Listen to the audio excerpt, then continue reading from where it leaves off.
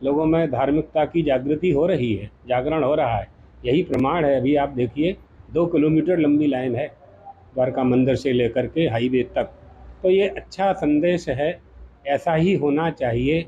हम जब धार्मिक होंगे तो ही धर्म की रक्षा करने के लिए, क्या लोग कहते हैं ना, हम धर्म की रक्षा करेंगे। धर्म की रक्षा आप कैसे करेंगे? धर्म का पालन करना ही धर्म की रक्षा है।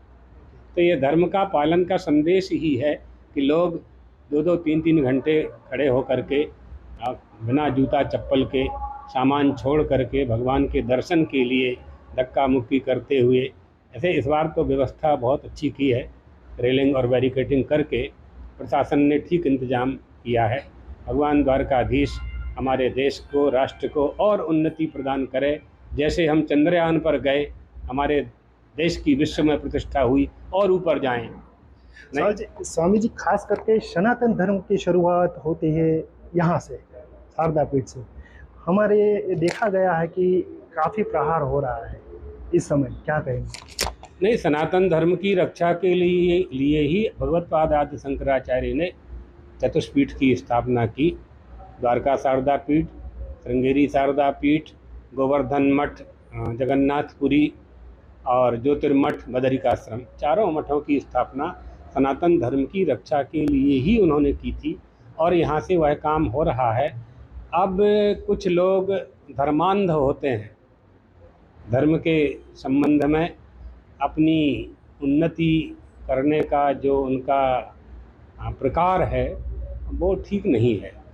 इसको हम लोग धर्म नहीं मानते, इसको धर्माभास मानते हैं। धर्म तो वही है जो दूसरे धर्म का विरोध न करे। अगर सनातन धर्म का कोई विरोध करने वाला है या सनातन धर्म किसी का विरोध करने वाला है तो समझ लीजिए उस व्यक्ति में धार्मिकता नहीं है।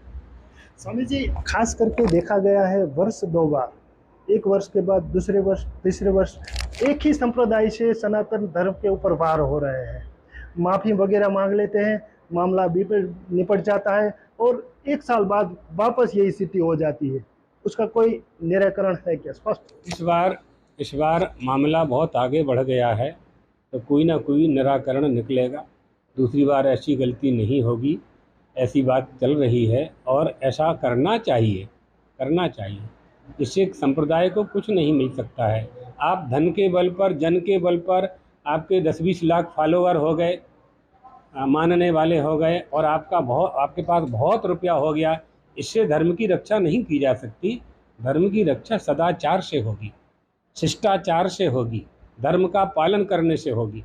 ये बात समझना चाहिए, और सभी को, हमारे सनातन धर्मावलंबियों को भी और जो लोग विरोध कर रहे हैं उनको भी, सभी को समझना चाहिए।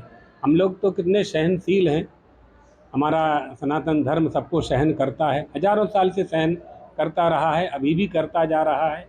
और हम तो ये मानते हैं कि जो भूतेषु भूतेषु विचित्र धीराः प्रेत्यस्मात् लोकाद् अमृता भवन्ति, प्राणी मात्र में परमात्मा का दर्शन करने वाला धर्म सनातन धर्म है।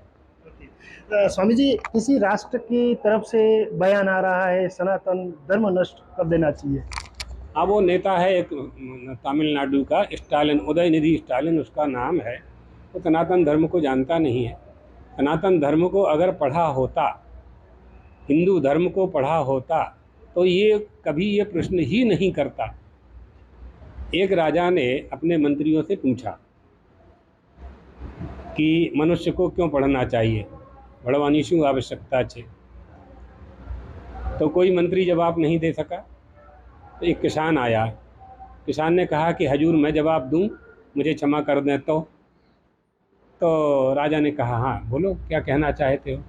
तो उसने कहा कि हजूर इसलिए पढ़ना चाहिए ताकि यह प्रश्न न पैदा हो कि क्यों पढ़ना चाहिए। ख्याल पड़ी? ये प्रश्न पैदा ना हो कि क्यों पढ़ना चाहिए, इसलिए पढ़ना चाहिए। तो जो धर्म के संबंध में नहीं जानते हैं, काका गागाद नहीं जानते हैं, ABCD नहीं जानते हैं, धर्म के संबंध में